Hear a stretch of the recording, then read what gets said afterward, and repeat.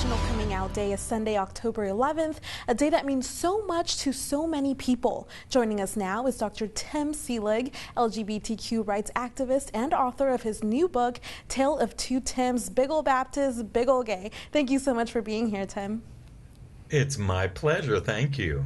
So, Dr. Seelig, coming out is difficult for almost every person. Is that what your book is about? It is. I spent most of my career leading up to the age of 35 right around you. I was born in Fort Worth, worked in Dallas, and I was in Houston at the age of 35 when I finally came out. And yeah, I was a big part of Texas Baptists up until that point. Wow. So what challenges did you experience from coming out? I was the Associate Minister of Music of the First Baptist Church of Houston, Texas, and on the faculty of Houston Baptist University, married with two beautiful children. And of course, coming out in 1986 from those two positions was quite dramatic and traumatic. And I was one of the people that for whom my greatest fears came true, and ended up losing everything before beginning to rebuild again. Wow. So what advice would you give to someone who's still living in fear and hiding their true selves? Thank you for that question. I've said for the last almost 35 years, I have been conducting lesbian and gay choruses literally all over the world.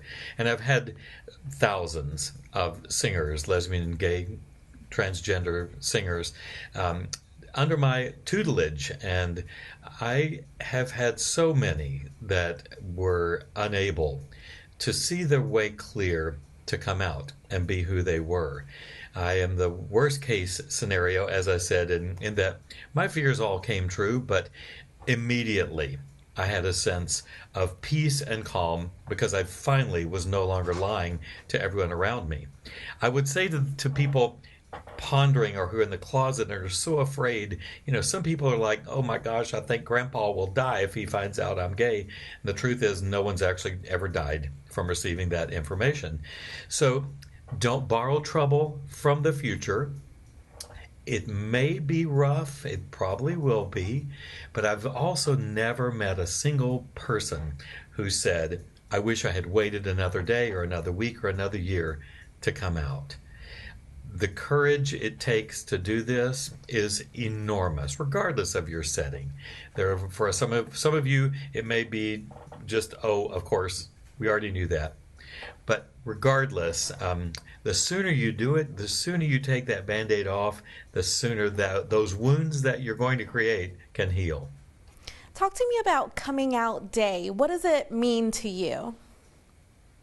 It's I'm sure to most of the world, people think, well, that's a random holiday you all have chosen. But it's really not. It's a day, it's a day marked in time for people who are not out to look forward to, I'm going to set that date. So it's no longer sort of nebulous. I'm going to do it. For those of us who have come out and are completely out, it's a day for us to remember. My coming out at the age of 35 is the most important day of my life. I love my children. I love all the other things that have happened.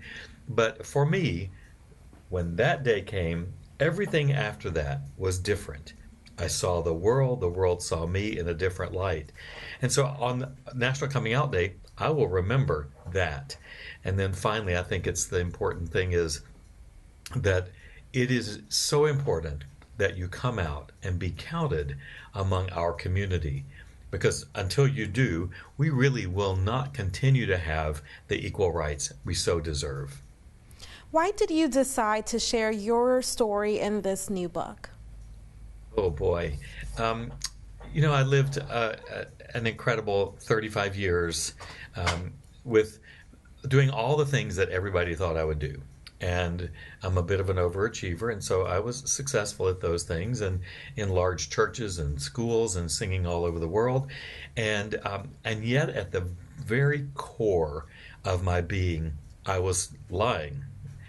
I believe that I was born gay, but I was ignoring that and denying it. All right, Dr. Seelig, thank you so much again for joining us and sharing your story with us here in Central Texas.